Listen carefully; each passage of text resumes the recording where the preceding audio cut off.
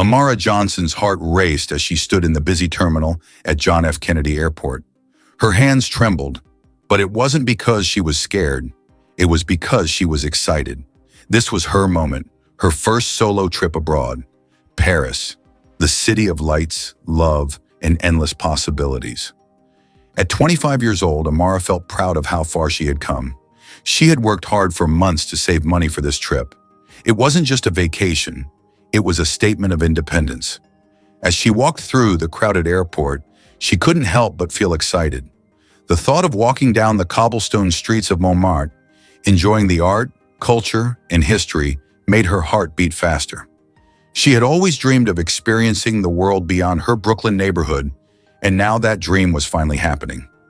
Amara stood in line for security, holding her passport in one hand and her ticket in the other. The airport staff worked quickly, checking tickets, IDs, and sending people through metal detectors. The line moved smoothly and Amara started to feel less nervous. She was ready for the usual airport chaos, the long waits, the security checks, and the tired faces of the customs officers. It was nothing she hadn't dealt with before. But when she reached the customs desk, something felt different. The officer glanced at her passport and then looked back at her with an eyebrow raised. He stared at her for a moment longer than necessary, and Amara felt uncomfortable. She could tell he was judging her, maybe more than he should. "Are you traveling alone?" he asked in a flat voice. Amara's stomach tightened, but she gave him a confident smile. "Yes, it's my first time traveling to Paris," she said, trying to stay calm. The officer nodded, but there was something in his look that made her feel like he didn't believe her.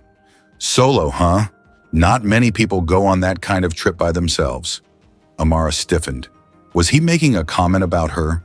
She wasn't sure, but his tone felt dismissive. She stood her ground and met his gaze as she slid her passport across the counter. "I'm excited to explore the city," she said. The officer scanned her passport without much interest and stamped it with a practiced motion. "Enjoy your trip," he said, handing it back to her. Amara forced herself to relax as she walked away. She knew that sometimes people like him, those who didn't understand what it was like to be a woman of color traveling alone, might make unfair assumptions. But she had learned to ignore that negativity. This was her moment, and she wasn't going to let anyone take it away from her. As she made her way to the boarding gate, her thoughts returned to the excitement of her upcoming trip. Paris, with all its life and beauty, was waiting for her. She could already imagine herself walking along the Seine River, a glass of wine in her hand, the Eiffel Tower standing tall in the background. Little did she know, though, her dream was about to change in ways she never expected.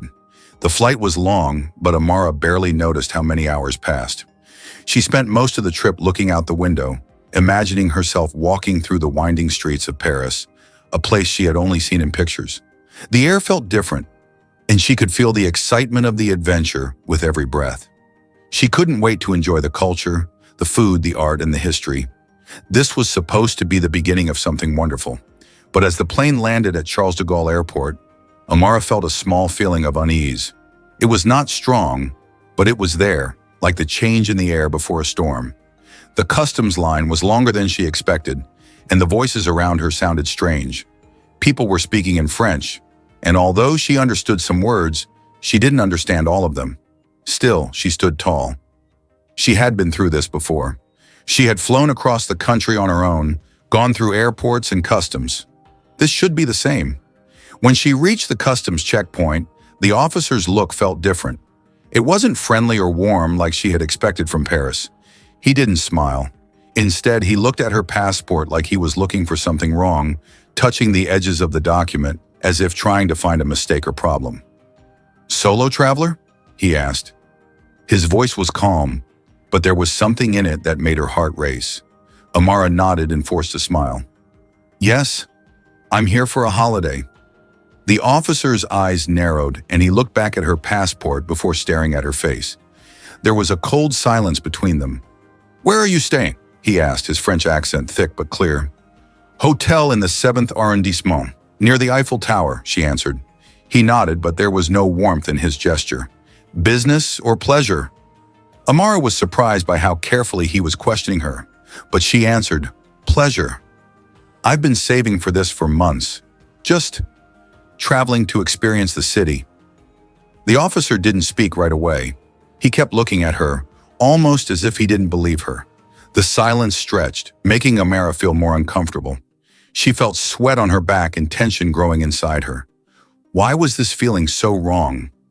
Finally, the officer looked at her passport again and quickly typed something into his computer.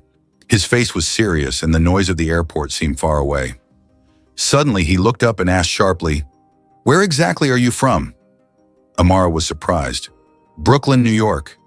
The officer stopped typing for a moment. "Brooklyn, Amara's chest tightened as she felt something wasn't right. The way he was acting was strange, and she could tell he wasn't convinced by her answers, even though they were simple and true. "I'm sorry, but I'll need to ask you to step aside for further questioning," he said, his tone colder than before. His words felt like an accusation, and a wave of fear washed over her. Amara's heart raced, and she opened her mouth to explain, to say she had done nothing wrong, but before she could speak, another officer came. This second officer looked at her with pity, but there was still suspicion in his eyes. "Please follow me," the first officer said, pointing to the side. Amara's stomach turned with fear as they led her away from the line and toward a small, empty area of the airport. Further questioning echoed in her mind, but she couldn't understand why it was happening. What had she done wrong? She had all the right documents, everything was in order. She had even double-checked everything. The officer behind her was silent, but she could feel his eyes on her, watching every step she took. She tried to calm down, to breathe normally, but the anxiety only grew. Was this really happening? They arrived at a small room, a windowless cubicle with a table and 2 chairs. The air felt heavy, and Amara felt trapped, like the walls were closing in. She tried to understand what was happening, but nothing made sense. The officer who had stopped her was already sitting at the table, watching her carefully. "Sit," the officer commanded, his voice cold and sharp. Amara obeyed, but as soon as she sat down, she felt the pressure of the room around her. The silence between them grew longer, and it became harder to bear. The officer slid her passport across the table and looked at her without blinking. "There are problems with your documents. Where were you born again?" Amara's chest tightened. "I was born in Brooklyn," she answered, her voice strong despite the growing unease inside her. "I've lived there my whole life." The officer didn't respond. He just kept looking at her, tapping his fingers on the table in an impatient way. His eyes moved from the passport to her face and then back again. "Are you sure?" he asked, his voice almost mocking. "Are you sure this passport is yours? It looks strange." Amara felt a lump in her throat. The officer was accusing her. "Yes, it's mine. I have nothing to hide," she said, trying to keep panic from taking over. "Please, I'm just a tourist. I have nothing to prove except that I'm here to enjoy Paris." But the officer didn't seem to believe her. He continued to ask more questions, his tone getting more intense, pushing her with each word. Each question felt like a new attack, making her feel more and more unsure about herself.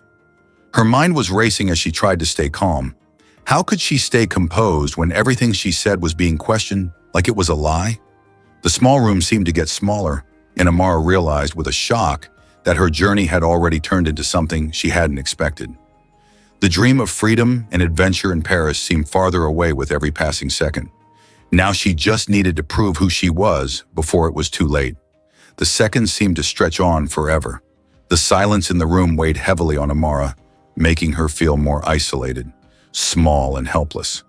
She never imagined her first moments in Paris would feel like this. The officer kept asking questions, each one feeling like an attack, making her feel like her answers weren't good enough. "Where are your parents from?" he suddenly asked, his voice still cold. Amara blinked, trying to focus. "My mother is from Brooklyn. My father, he was born in Harlem, New York. We're New Yorkers, born and raised." The officer didn't respond immediately. He grabbed her passport again, flipping through the pages slowly. Her stomach twisted as she felt a sense of dread grow inside her. "This doesn't match your story," he mumbled, barely looking at her. Her heart started to race, her chest tightening. "What do you mean?" "I'm telling you the truth," Amara said, her voice rising with fear and desperation. The officer didn't react. He kept looking at the passport, tapping the table with his fingers. It felt like the accusations were building in the air, and Amara could feel her calm slipping away. "You have the wrong information," Amara said, her voice shaking. She suddenly understood that this wasn't just a misunderstanding. Something deeper was happening here. This was more than just a mistake. She felt sick to her stomach as the fear grew with every passing second. "Maybe we should take you to a holding area for further questioning," the officer said, his voice cold and final. Amara's breath stopped. Further questioning? This wasn't just a small problem anymore. This was serious.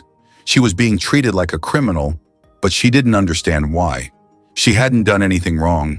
She was just a young woman traveling, a woman who had saved for months to afford this dream. But now it felt like her presence was a problem for them.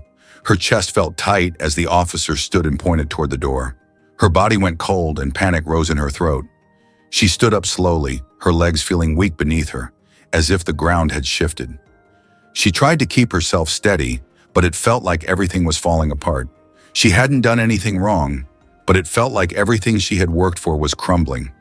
She had no idea why this was happening. They led her through long, empty hallways, her footsteps echoing in the silence. The air felt thick, like it was pressing in on her. Each step took her further away from the dream she had imagined and deeper into a reality she wasn't ready for. She was taken into a small, cold room with bright lights above her, making harsh shadows on the walls. There was a metal table in the center and two uncomfortable chairs. The officer told her to sit, and she did, her body trembling slightly. She held her hands tightly in her lap. The door clicked shut behind her, and she was completely alone. Her heart was racing as she tried to understand what had happened. Was this really happening? Had she become a criminal just because of the color of her skin or where she came from? Amara closed her eyes and tried to breathe calmly. She could feel her fear pressing down on her, but she refused to let it take over. She couldn't. Not now. Not when everything she had worked for was on the line. She thought back to the excitement before she arrived at the airport. The freedom, the adventure. She had been ready for this. She had prepared herself to face whatever came her way. She had told herself she would stand tall no matter what, but now she wasn't so sure. But this was different. This wasn't the challenge she had imagined. It wasn't the culture shock of a new city or the excitement of learning a foreign language. This was something deeper, something she couldn't see, but could feel in every part of her. Amara ran her hands over her face, trying to calm herself. She had to stay calm. She had to think. She had to figure out how to get out of this. She wasn't a criminal. She was just a young woman with a dream, and she wasn't going to let them take that away from her. Minutes felt like hours as she sat there, the silence in the room making it harder to breathe. Nothing changed. The cold, empty room made everything feel far away and unreal, like she was stuck in a nightmare she couldn't escape. Then the door suddenly opened, and a new officer walked in. His face showed no emotion. He didn't say anything at first, just watched her closely, and Amara's stomach twisted even more. Amara straightened her back, trying to look confident, but the fear inside her was growing. She wasn't sure how much longer she could pretend to be calm, but she had to keep going. She had no choice. Finally, the officer spoke, his voice cold and serious. "We have questions about your documents, Ms. Johnson. You won't leave until we have answers." Every word felt like a slap in the face. This wasn't just about paperwork anymore. This was about her identity, her very existence being questioned. This wasn't a simple mistake. Something darker was happening.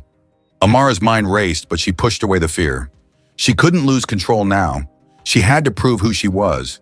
She had to show them that she was just a woman with a dream, nothing more, nothing less.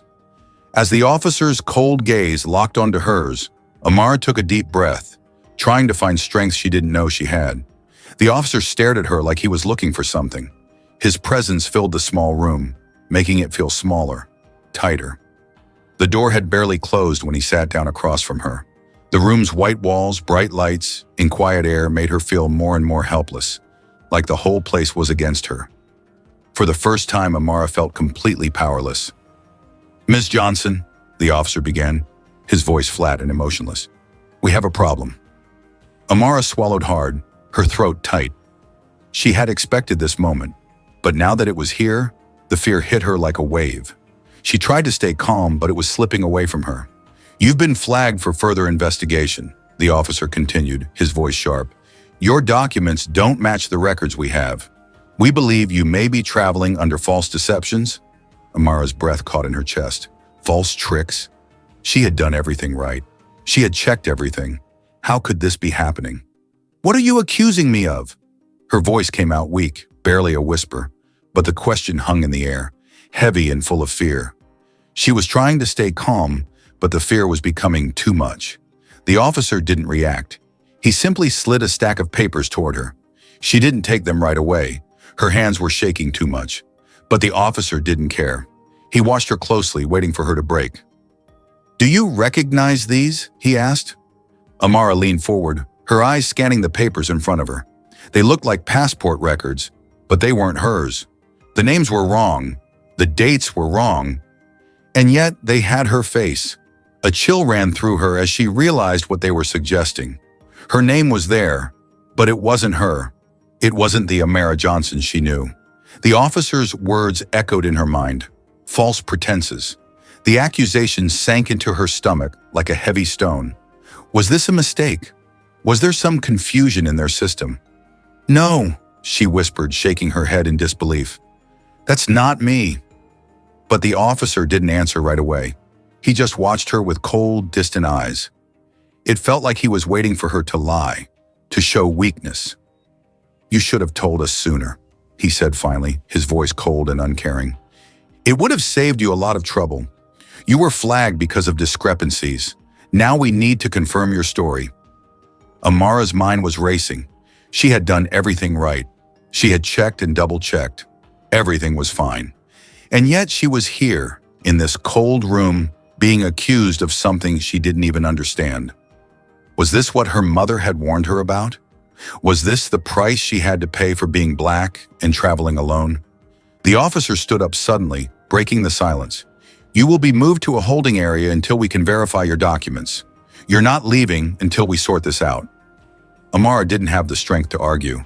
It felt like the ground had been taken from beneath her. She had imagined this moment so many times, arriving in Paris, walking the streets, feeling free. But this wasn't what she had imagined. This wasn't freedom. This was isolation. This was being trapped in a nightmare she couldn't escape.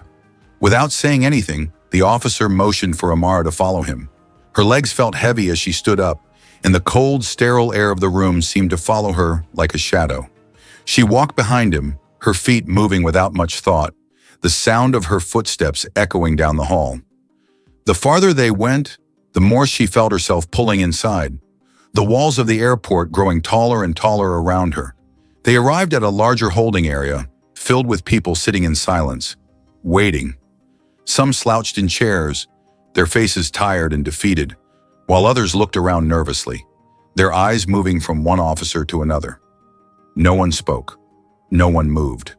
It was as if the air in the room was filled with fear. Amara was guided to an empty seat against the wall, and the officer stepped back, still watching her. Her heart was pounding loudly in her chest, each beat deafening. She felt small, like she didn't matter. She was just another person in the room, her identity fading away as the cold system around her ignored her presence. She sat down and hugged herself, hoping to find some comfort. The tears that had been building up finally spilled over, but she quickly wiped them away, angry at herself for showing emotion. But it didn't matter. The others didn't care. She thought of her parents, her mother's warnings and her father's quiet strength. They had always told her life would be harder for her because of who she was. They had warned her that there would be times when she'd have to fight just to prove she belonged. But she never thought it would be like this. She never imagined her journey to Paris would turn into a fight for her identity. Her phone was in her bag, just out of reach. She could have called her parents or the embassy, anyone who could help. But she didn't. She couldn't. The fear of not being believed was too strong. Instead, she sat in silence, her mind racing, unable to make sense of what was happening to her. For hours, nothing happened. No one came to talk to her. No one offered answers. Amara didn't know what was happening outside, but she was starting to not care. Eventually, she felt a new strength building inside her. She was still Amara Johnson. She was still the woman who dreamed of Paris. She hadn't done anything wrong. She would prove that. The longer she sat there, the more she realized something painful. She wasn't just fighting for her passport. She was fighting for her dignity, for the right to exist and be heard. And she would fight until the end. The constant buzzing of the fluorescent lights above made it hard to focus. Amara shifted in her chair, feeling the weight of her tension. The despair she had felt earlier was slowly turning into something sharper. Determination. She wouldn't let herself be consumed by fear. Not here, not now. She had to prove who she was. Closing her eyes, she thought back to packing for the trip. Her mother's voice echoed in her memory. Always carry copies of important documents, just in case. Amara's heart jumped as she remembered. She had packed a photocopy of her birth certificate in her carry-on, along with her travel plans and emergency contact numbers. Relief and urgency mixed inside her. She had what she needed to set things right, if only she could get to it. Amara looked around the room. An officer stood against the wall, his arms crossed. She hesitated for a moment, unsure how her request would be received, but she swallowed her nerves, stood up, and approached him. "Excuse me," she said, her voice steady despite her anxiety. The officer's eyes shifted to her. "What is it?" "I need access to my carry-on bag," she explained. "There's a photocopy of my birth certificate inside. It can prove who I am." He raised an eyebrow, showing doubt. "We've already checked your bag." "I understand that," Amara said firmly, trying to keep her voice calm. "But I need to show you something that could clear this up, please." The officer didn't respond at first, his gaze unreadable. After a moment, he silently gestured for her to follow him. Her heart raced as they walked through long, sterile hallways until they reached a small storage area. Her carry-on was sitting on a shelf, untouched. The officer handed it to her and stepped back, watching her carefully. Amara ignored his watchful gaze, her hands shaking slightly as she opened the bag. There it was, a folder with her birth certificate inside, tucked between her travel guide and a sweater. She pulled it out and looked at the familiar document. Her name, her birth date, proof of her identity. She held it out to the officer, her hands trembling. "This is me, Amara Johnson, born in Brooklyn, New York. This proves it." The officer took the document and examined it. Amara stood quietly, resisting the urge to beg or argue further. She had done everything she could. Now it was up to him. After what felt like forever, the officer looked up, his expression softer but still cautious. "Wait here," he said, and left the room. As she waited, Amara thought of the embassy's number. She still had it. If this didn't work, she would call them. She wasn't going to give up. A few minutes later, the officer returned with her birth certificate in hand. He gave her a measured look and spoke.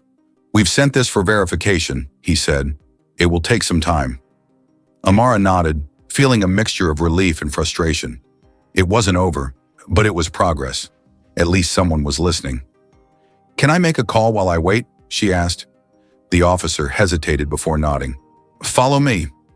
He led her to a small room with a phone mounted on the wall.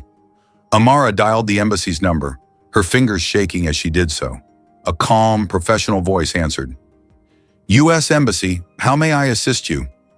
Amara felt a wave of relief. She explained her situation, speaking carefully and clearly. "We'll look into this right away, Ms. Johnson," the embassy representative said. "Stay where you are, and we will contact the airport authorities." Hanging up, Amara felt a small spark of hope.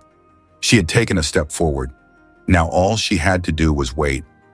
As she was led back to the holding area, Amara sat with her shoulders back and her head held high. She wasn't defeated. She was proving herself, one step at a time. The hours dragged on, each one heavier than the last. Amara sat in the holding area, her hands trembling as she gripped the edge of the uncomfortable chair. The lights buzzed above, casting harsh shadows on the white walls. The silence pressed in on her, but her mind refused to be quiet. It had been hours since she called the embassy. The officers had reluctantly let her make the call, their eyes sharp and dismissive.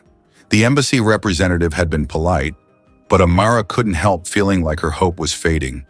She wasn't just a traveler caught in bureaucracy anymore.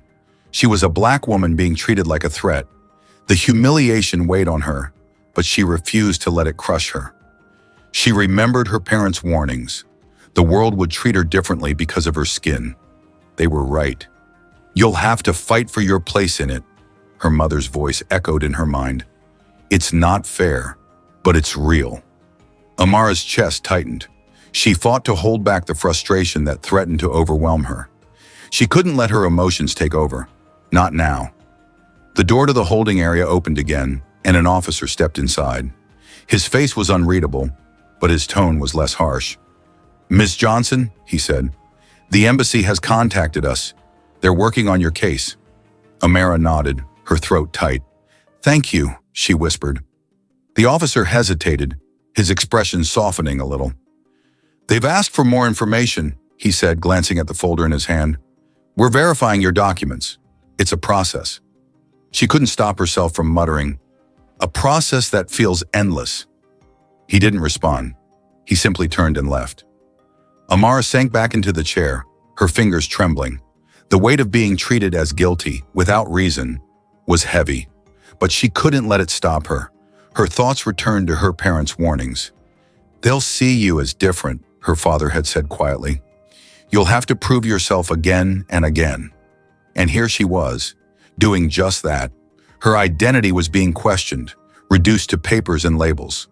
The painful reality gnawed at her. It was a constant reminder that her existence, her worth, was being examined. Hours passed, the clock ticking slowly. Amara felt herself weakening, the weight of the situation wearing her down. She longed to speak out, to demand answers, but fear of being ignored kept her quiet. A wave of exhaustion hit her, and she slumped in the chair. She thought of her parents, how they had faced challenges like this. They had survived systemic bias and discrimination. She could hear her mother's voice. "Never forget who you are. Never let them take that from you." As the hours dragged on, Amara held on to one piece of advice. The embassy was working for her. They hadn't forgotten her. Even if the process was slow and frustrating, she knew she couldn't give up. Her fingers gently traced the edge of her birth certificate again, the physical proof of her identity grounding her in a world that seemed to try and take that away. She wouldn't let that happen. Suddenly, a new officer entered the room. He had a more understanding expression than the others. He came toward her and gave a small nod. "We've made progress," he said softly. "The embassy is working to resolve this faster." Amara looked up, her eyes meeting his. "Thank you," she whispered, feeling a small spark of hope inside her. It wasn't over yet, but for the first time in hours, she felt seen, not as a criminal, not as a threat, but as Amara Johnson, a young woman who deserved to be treated with dignity and respect. The door to the holding area opened again, this time revealing a woman in a neat suit, her badge shining under the bright lights.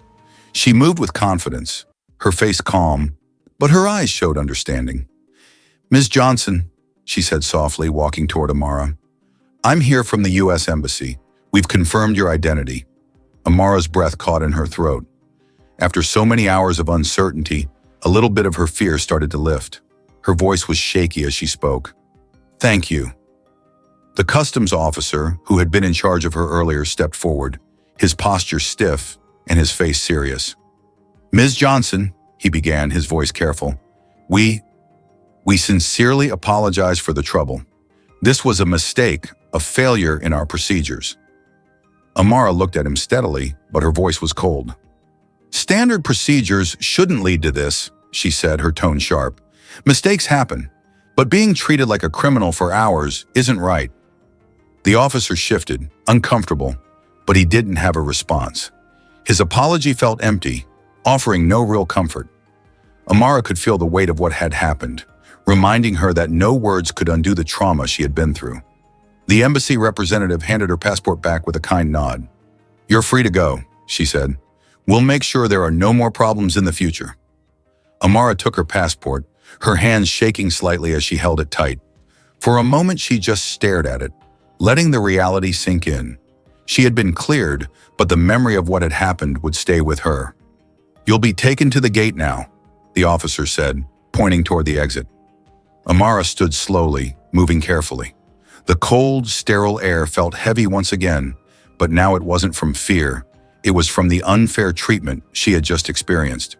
As they walked through the empty airport halls, the silence felt loud. People passed by without looking at her, but she could feel their eyes on her, like sharp stares. She heard quiet whispers, and the judgment in the air was almost tangible. When they reached the security checkpoint, the officer paused before stepping aside. His eyes avoided hers. Amara turned toward him, her voice calm but firm. "Thank you," she said, though the words didn't feel real. The officer nodded, a small sign of discomfort on his face, then stepped aside without saying anything. Her walk to the gate was a blur. Amara's mind raced, replaying every moment, every word, and every glance. She didn't know how to process it all, but she knew one thing. She would never forget it. At the gate, she found a seat by the window, watching as planes took off and landed. The tears almost came, but she held them back. She had already been through too much. Her phone buzzed in her pocket. A message from her mother. "I'm so proud of you, Amara. No matter where you go, no one can take away who you are." A small smile appeared on her face. Her parents had always been her support, her strength. And in that moment, she found a little peace. The experience had shaken her deeply, but it hadn't broken her. Amara Johnson was still here, still standing strong in the face of hardship, still chasing her dreams.